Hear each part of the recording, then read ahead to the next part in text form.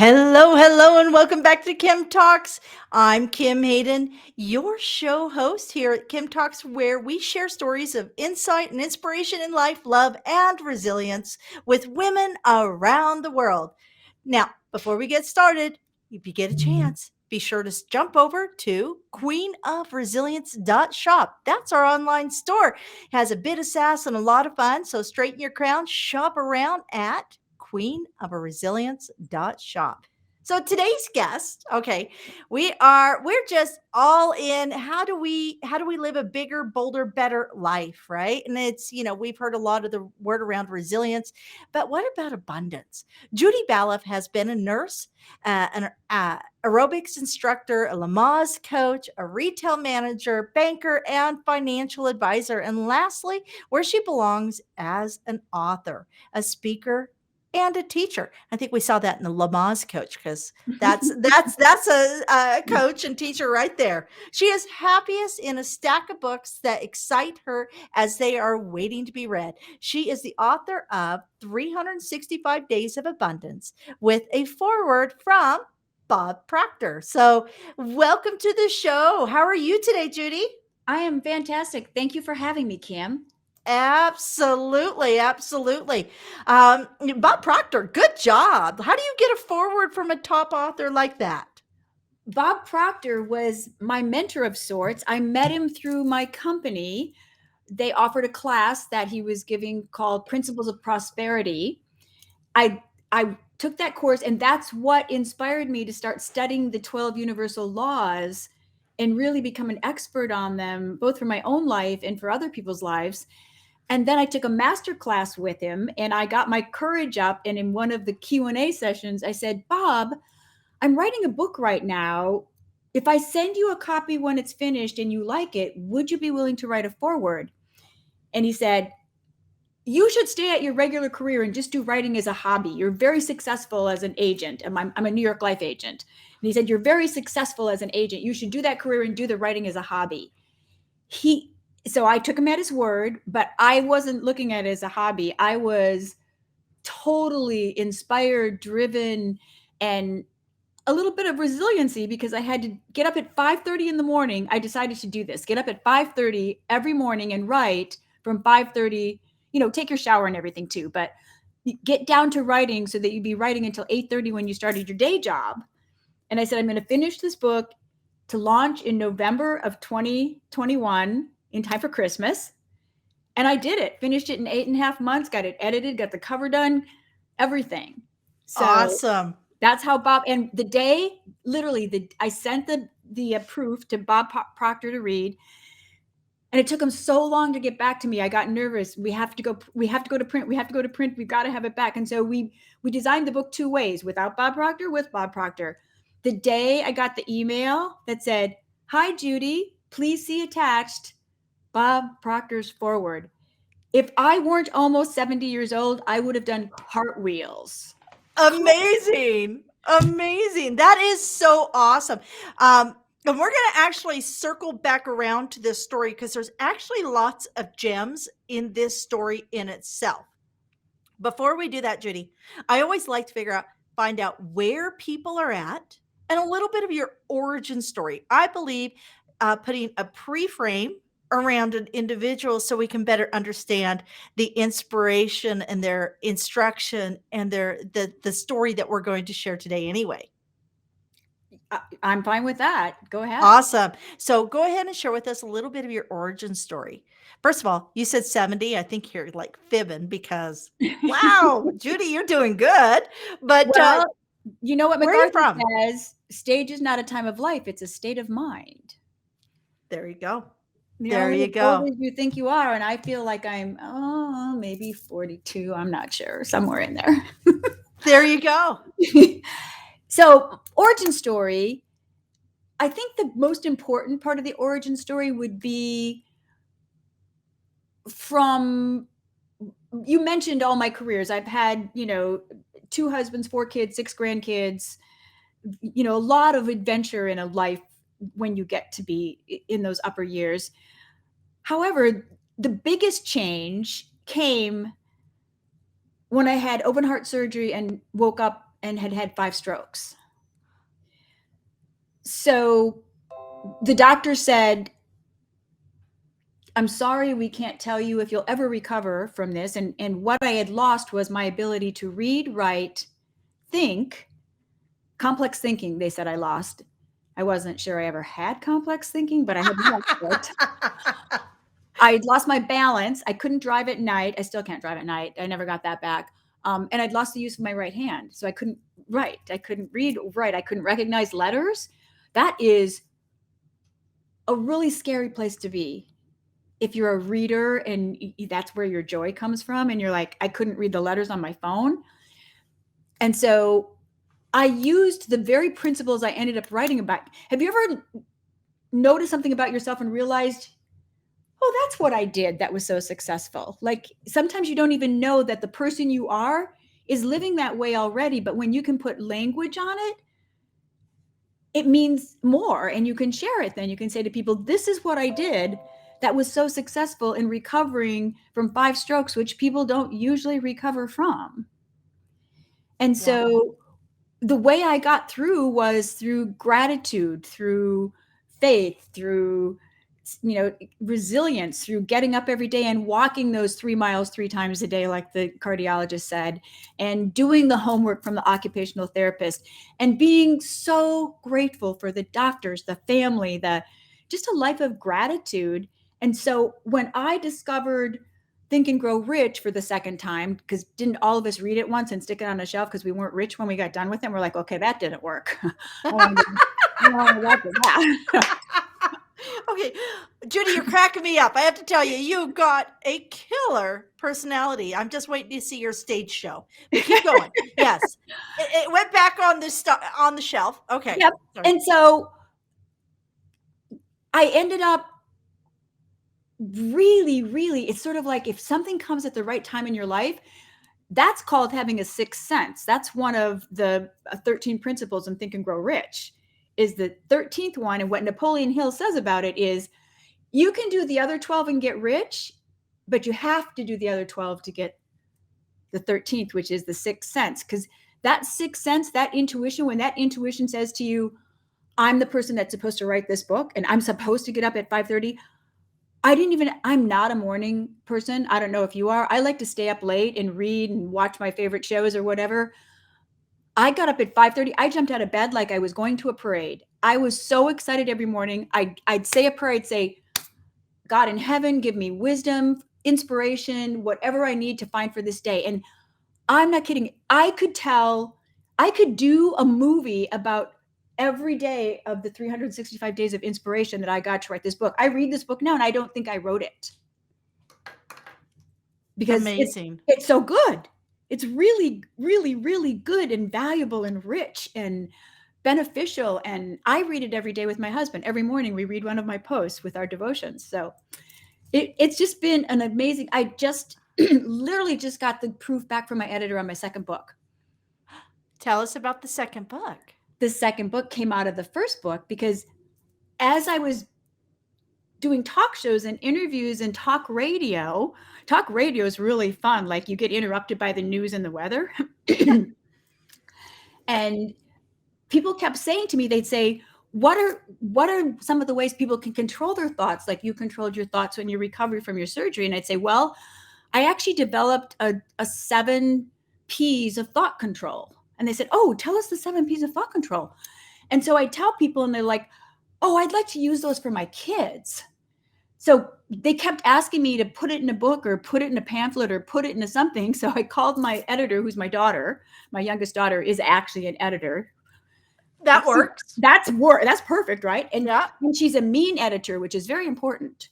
You need to have an editor that makes you cry, or otherwise they're not doing a good job. They have to do a good job. Anyway, I called her and I said, can I do a mini book? And she goes, what kind of mini book? I said, well, it just needs to be short. It's just the 7 P's of thought control. So we decided to name it Your Miraculous Mind. And I told her, I said, I want to put a cute picture of a brain dancing on the front, like that now they control their thoughts. They have a happy life. She goes, that brain you sent me looks absolutely silly. She goes, I'll find a decent brain for you. So it's literally ready to go to print probably in the next week. and it's just a That little is mini book. amazing. Yeah, That is amazing. So your daughter is your editor, a mean editor. mean Um, it. a mean editor. That's okay. I'm hearing that. Wow. Okay. So you've had a really robust life. You're 70. You're not slowing down at all because you're really actually you're chronologically 70, but you're 42. I'm 42. Um, Yeah. so you know, are you originally from New York? You said you were in New York insurance? No. No, I actually with my first husband, and that I have not had 10. I've only had 2. I just wanted to point that out in case you You jumped still to have time, conclusions. Judy. You still have time. Okay. Well, this one's a keeper, so I'm gonna stay in this marriage. Um, but with my first husband, he never stayed in the same job, and so my poor kids, I moved us 14 times in 28 years. Do you know what it's like to move 18,000 pounds of furniture in a whole house of kids? Yeah, no. It, I it's not for the faint of heart, to be no. sure. No. So I actually grew up in Minneapolis, Minnesota. I'm a Midwestern girl. Okay. And That's why I like you, Judy. I'm from yep, Kansas, so I yeah, get there it. you go. We're all the same stock.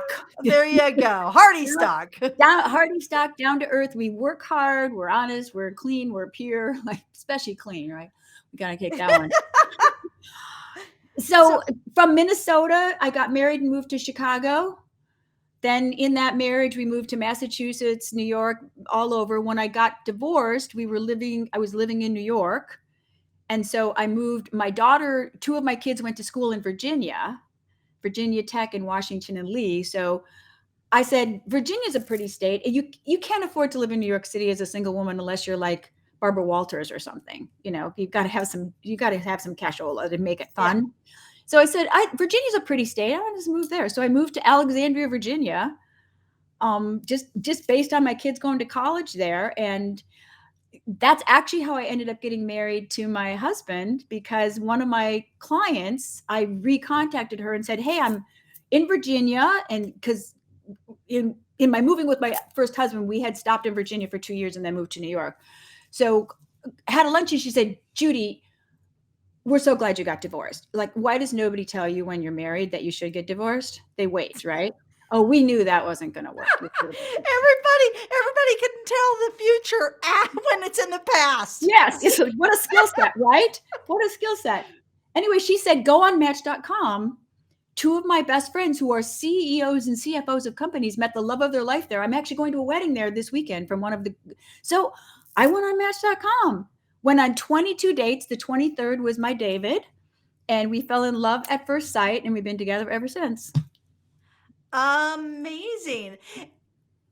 Judy, you have a spark. You have a natural optimism, don't you?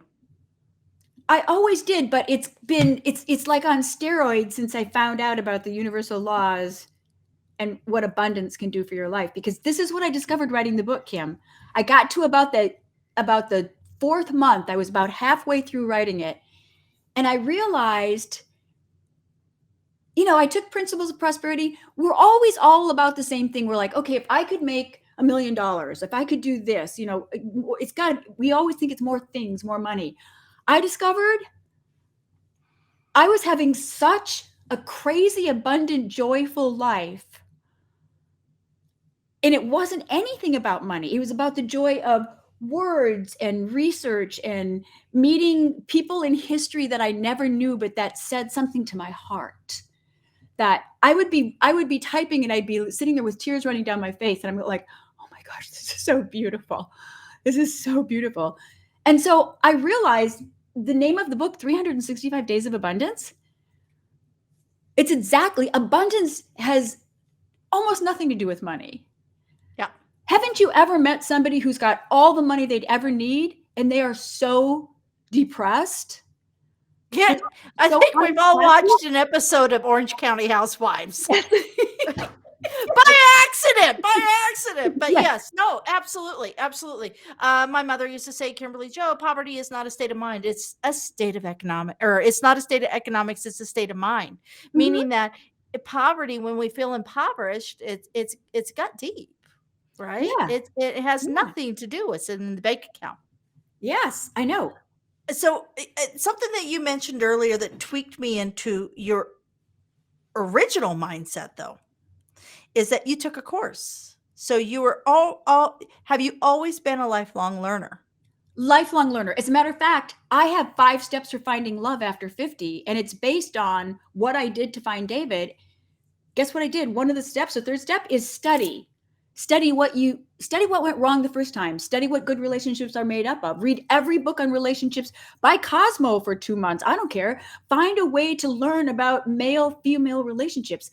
It's really the universal law of polarity. Opposites, the male female, not because you're a man or a woman. We all have male characteristics and female characteristics, and they attract each other. And if you study the universal law of polarity and you learn about the male and female characteristics, you can build stronger marriages, relationships, whatever, because you understand the way the world works. Understand, yeah, how even just like how our brain works. Like we process differently. Mm-hmm. And each person based on, there's all the studies that are coming out that have been around for a while is that, this first 4 years of childhood development, the way that our parents raise us, all these other things influencing and mold how we're going to respond to a partner, how we're going to look for a partner, right? Mm-hmm. It's interesting because and we're getting so off topic, but I'm curious to go a little bit further down this road. Um, I've met I've met a few women in my time who are on like their fourth or fifth or sixth marriage, and it's all divorce, and I mean, nobody's passed away, Mm-hmm. and these women honestly are very they're somewhat negative in all reality. Mm-hmm. So I do think that you attracts like. How is it that you came through a first marriage where it wasn't ideal and you chose, and obviously it's not an easy choice to be a single parent. How is it that you stayed optimistic? How is it that you stayed positive? I mean, were you born with oodles of money, a silver spoon, a doting mother? Like, what was it from your childhood that has made you this spark, this shine? I was born to a very, very middle class family in Minneapolis, Minnesota. My dad died when he was 50, so my mom there was no, and he had not 5 strokes. He had a stroke. I'm the one that had five. I can keep them straight. Um, and he had a stroke from multiple myeloma, and didn't remember to pay the life insurance. Remember that generation, the man paid the bills, the woman didn't even know about them, and so he died and left her no life insurance, like nothing. Like, I take care of her now. Like, the whole family takes care of her in assisted living. So no, didn't come from money, didn't have a golden spoon in my mouth at all. As a matter of fact, when I got divorced from my first husband, he was horrible with money. And I left with debt, not money. Like, I didn't leave with stuff. I left with debt to pay back. I married David, and David was so good with money. He was such a saver. He taught me how to be a saver. And here's the miracle. The reason I feel the way I do is I just see every day like incredible blessings just everywhere. Like, I can't tell you how many times what a miracle it is that I am where I am. Just a miracle. There would not be, without the open heart surgery and the strokes, which caused them to let me go, and I had to go find a new career at 64. Without all of that, I developed an exercise out of it called Back to the Future. Remember in Back to the Future how they get in the car and they go back and they see that if they mess with the past, they're going to destroy the future so that they can't. This exercise, you look at the past so you can make a better future by looking at the past. Take my life as an example. Look at open heart surgery, 5 strokes.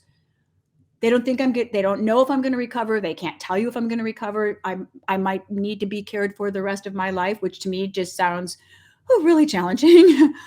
And I not only recovered and went back to work and then lost my job, it put me in a place where I had to look for a new career at 64. Not a new job. I couldn't do that job anymore.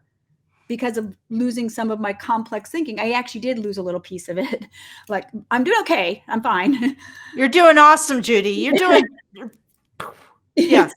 Anyway, just think, I went and started this new career from 64 to now. I've made over $500,000 in a new career. Now I'm rich in so Awesome. many other in so many other ways. That's the way I met Bob Proctor, this new career, which I never. So if I would have stayed stuck in that rut that I was in, Kim, none of this would have happened. So I back get to, it, Judy. yeah, I back to get the it. future, girl. Back to the future. Let's learn from the past and look back at it and say, wow, such cool stuff happened along the way. I should be grateful.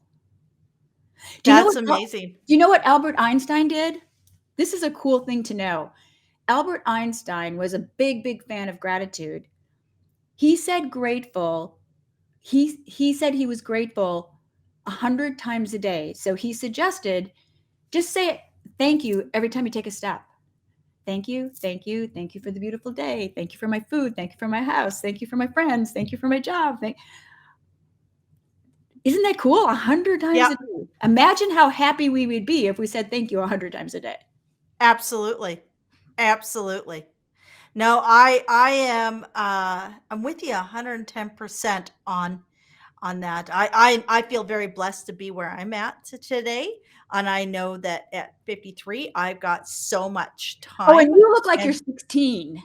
I'll take it. No, I'm 53. I have a 33-year-old son, a 24-year-old son, and a daughter who just turned 21 today. So, Oh, what a um, great birthday. That's a great one. yes, I am I personally know that I'm very blessed because um the things that can be shifted and changed are the only things that are a challenge in my life. Everything else that is truly of value is is good in my life. So Mhm. I'm blessed.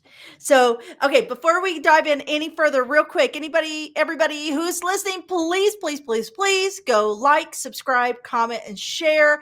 Your support is how we continue sharing these stories of resilience, these stories of women who, in life, love, and business, are working diligently to make a difference, to create a safe space so we can all move forward together, because that's what this new world is for. It's for us to work to build a better world. So um we've got your why. You did all this to move through. I think when we talk resilience, I always ask, can you share with us a time in your life that without resilience you would not be in this chair?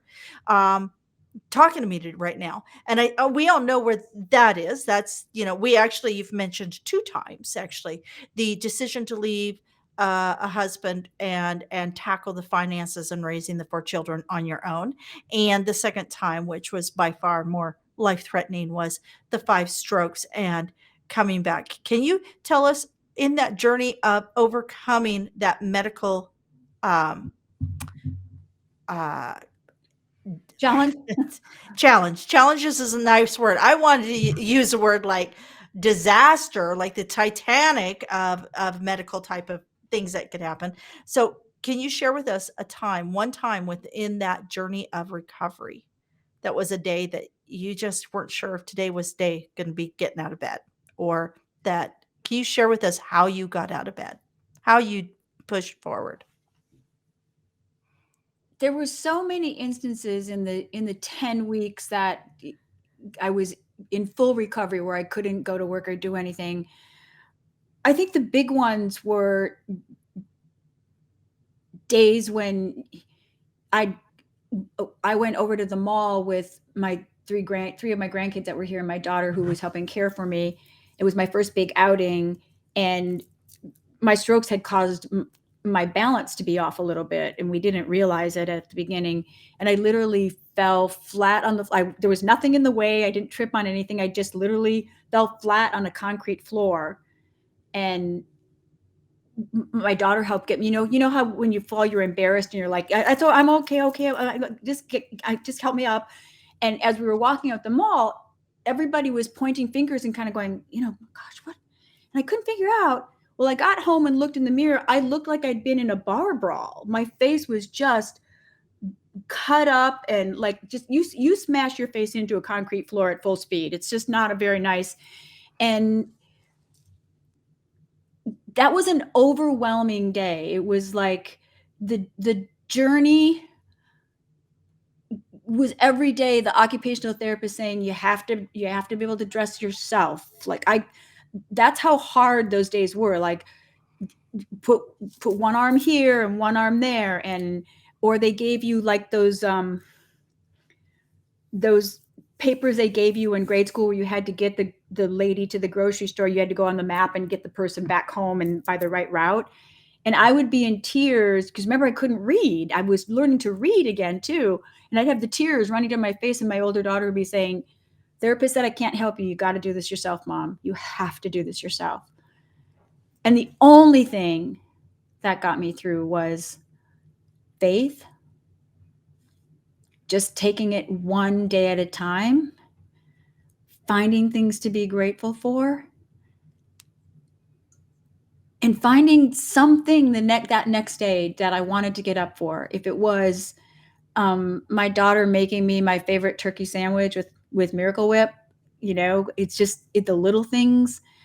My grandkids, who are now teenagers, those three, they were little, and they would, they'd lay on the floor in a blanket and watch a movie with me, and we'd get a bowl of popcorn. Brittany'd make us a bowl of popcorn.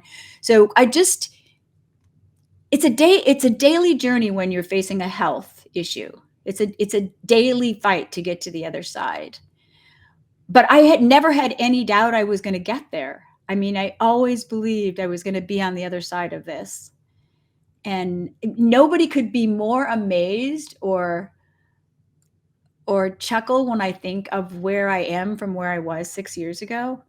It's an absolute, total miracle of abundance. Amazing. You are so I'm just enjoying listening to after all the negativity we see in the news and all the heartbreak we've seen about Oh, polarization within social media and families. It is such a blessing to talk to you, Judy. We all need to hear more Judaisms, more Judy talking because it really is beautiful. Truly is. that's so wonderful to hear. My goal, my mom said to me when I was writing this book, Kim, I grew up in a strong Christian home. It was very, very much basics all the way. And she said, "Well, should you be talking so much in the book about, like, why is there Gandhi quotes and like all these other people?" And I said, "Mom, this is not a book to reach the people who already believe there's a God. This is a book to reach anybody seeking. So maybe it'll get them in touch with God." And there's many paths. There's many paths Many as long paths. as you are kind and gracious. So let's talk books. That's an excellent segue. So your first book, let's talk again a little bit about your first book and what people can expect in that book. And then I want to talk about your I brought next a book. copy. Awesome. It's beautiful. And remember, we talked about this. So, Judy, just so everybody knows, Judy and I met at a National Publicity Summit, and you're taking the initiative to really spread the word. You're not just publishing something and hoping somebody finds it. You're pushing it out there. You're getting it in front of people. And it's my favorite colors. Actually, it looks like a sunrise. It Is does. it It does. does. It Yeah. looks like the sunrise. So 365 days of abundance. What is your hope for people who get this book? My hope for people who get this book, actually, I'll quote Jack Canfield because he interviewed me. And at the end of the interview, he said, "Everybody should go out and buy a copy of this book, read it once a day for 365 days. And at the end of the year, your life will be changed." Amazing. Amazing. And you're dropping names like Canfield and Napoleon Hill and Proctor. So you're really doing your work. You're aligning with the people who are the thinkers, the people who are shifting, who work hard to shift the way we see or perceive the world. Isn't So that's so funny that you use that word? That's one of the 7 P's of thought control, paradigm shifts. We need to shift the paradigm. We need to shift the paradigm that problems can't be solved. They can. We need to shift the paradigm that marriage is hard. Doesn't have to be. Yeah. We have paradigms that we've heard from teachers, bosses, neighbors, friends. So we just say over and over, like, did you hear your parents say, we can't afford that? Yep. Turn off the lights. Money doesn't grow on trees. No. Those are paradigms. So they give us a tape in our head that money's hard to get. All the money in the world is already here. Yep. Money's just your mom had the better saying about it. If you feel poor, it's in here. Yeah. It's not in your pockets. Yeah, because money can always be made. I think what's his name? Oh shoot, I just lost the name. It's one of those days. I was just talking about him earlier. Um he's always out there going, who's got my money? Who's got my money? It's not that Who there is that? isn't money out there. Oh, oh, Not oh, Tony oh. Robbins. Nope, nope. Other one down in Oh, Florida. oh, My oh, oh, oh. husband just went to him. 10x. 10x. I just Oh, lost yeah, it. I know it is. Not John Asseroff. Nope, nope, nope. Grant Cardone. Yeah. Grant Cardone. Yeah, He's yeah. running around. Who's got my money? Like him, love him, or leave him. The reality is that is a true principle. People who they have taken and proven they've stripped people down from all of their worldly possessions, everything. They can go out and do it again. Mm-hmm. Just like, honestly, Buffett would go out and make the money again. These are just because they're solution seekers. They're not problem harborers. Everything's not a problem. Everything has. One of the things we do in life is we let language control us instead of us controlling our language. It goes along with controlling your thoughts. But Tony Robbins, I learned from him years ago, and I've used this with my kids many times to help them get through difficult situations. He tells a story from early in his business where he was sitting in a room with his board of counselors or whatever, and they were having a discussion, and somebody ran in to say, oh my gosh, the CFO, the CPA has embezzled all the money in the company and we have nothing left. And all the guys in the room started saying, oh my gosh, this is horrible. And Tony stopped him and he said, we need to use transformational language. This will only be as bad as we make it. So instead of saying all that stuff, we say, we've had a challenge that we need to address with certain steps to rebuild the business. We need to set up a meet. So he went on with a plan. So I now use that tool whenever my son calls and says, oh my gosh, I lost my job. I said, no, we're going to talk about this transformational language. We're going to talk about this a different way. Yeah. I get the opportunity to look for a better job.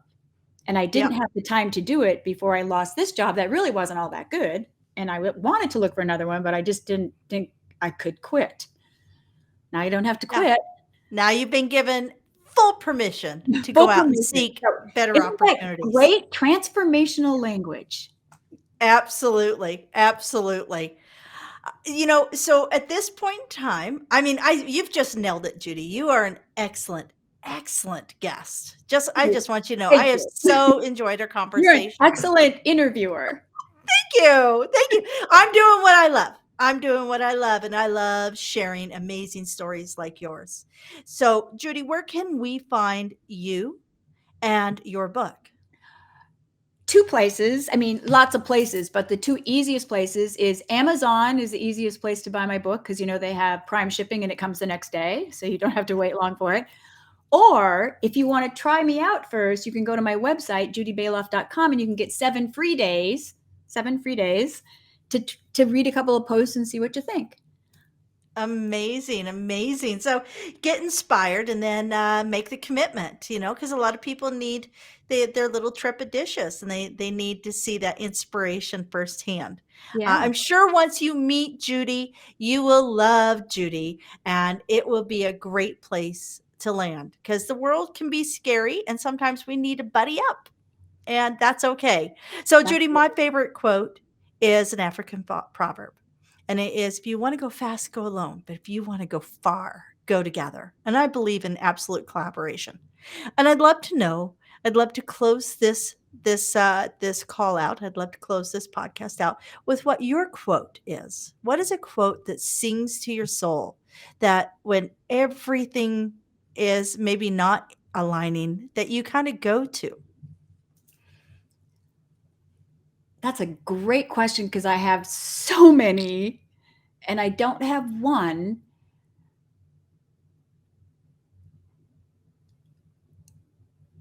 I think I'm going to quote Emile Koo because this is the mindset I want to have every day that I would give as a gift to anybody on this podcast. Every day, in every way, I'm getting better and better. Every day, in every way, we are getting We're better getting and better and better. better. Thank you for that, Judy. This is goosebumps. Thank you. It was a beautiful, beautiful chat. Um, I want to thank each and every one of you for joining Judy and I today. And my goal is that through Kim Talks Resilience, that you leave inspired and insightful, that you are excited about the next opportunity that comes your way. If you feel your resiliency is lagging, though, do listen in and lean into our resilient community. You can get a free gift at resilientgift.com, and you'll see amazing interviews like this quoted in our free monthly magazine. There is no charge, there is no credit card asked for. I am not going to do a sneaky renewal fee on you, nothing like that. This is my gift to you. So do lean in. And if you get a chance and you want to spend a little money, go over and get yourself a Queen of Resilience t-shirt at queenofresilience.shop and wear it with pride. Straighten your crown. You know, you have every right to be proud. Yes, put your crown on. Again, I'm Kim Hayden, your host, and I am so thankful that you chose to share your most valuable resource, your time, with me today.